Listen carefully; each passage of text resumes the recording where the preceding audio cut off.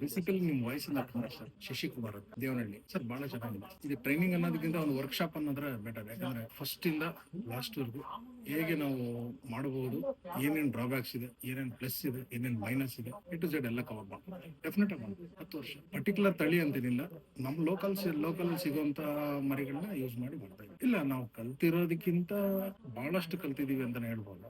ಗೊತ್ತಿರೋದೆಲ್ಲ ಒಂದು principal method ಗೊತ್ತು. ಈಗೆಲ್ಲ ಸ್ವಲ್ಪ ಹೈಟೆಕ್ ಟಚ್ ವ್ಯಾಕ್ಸಿನೇಷನ್ಸ್ ಬಗ್ಗೆ, ದೆನ್ ಡಿಸೀಸಸ್ ಬಗ್ಗೆ ಹೇಗೆ ಅವಾಯ್ಡ್ ಮಾಡ್ಬೋದು ಹೇಗೆ ಅಂತ ನಮ್ಗೊಂದು ಥಿಯರಿಟಿಕಲ್ ಆಗಿ ಗೊತ್ತಿತ್ತಷ್ಟೇ. ಇವ್ರನ್ನ ಡೆಪ್ತ್ ಆಗಿ ಪ್ರಾಕ್ಟಿಕಲ್ ಆಗಿ ತೋರಿಸಿ ಹೇಳಿದ್ರು. ಡೆಫಿನೆಟ್ಲಿ ಒಂದ್ಸತಿ ವಿಸಿಟ್ ಮಾಡ್ಬೋದು. ಕಳ್ಕೊಳೋದೇನಿಲ್ಲ, ಪಡ್ಕೊಳೋದು ತುಂಬಾ ಇದೆ ಸರ್. ಏನ್ ವಿಡಿಯೋಸ್ ಅಲ್ಲಿ ಉಪಯುಕ್ತವಾದ ಮಾಹಿತಿ ಬಹಳ ಚಿಕ್ಕದಾಗಿ ಚೊಕ್ಕವಾಗಿ ತೋರಿಸುತ್ತೆ.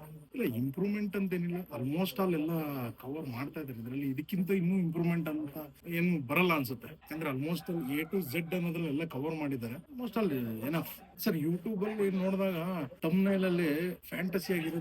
ಇಷ್ಟೇನಾ ಅನ್ಸುತ್ತೆ, ಇವತ್ತು ಸಂತೆಗೆ ಹೋದ, ನಾಳೆ ತಗೊಂಬಂದ, ನಾಡಿದ್ ಮಾರ್ದ ಅನ್ನೋ ಲೆಕ್ಕಕ್ಕಿರುತ್ತೆ.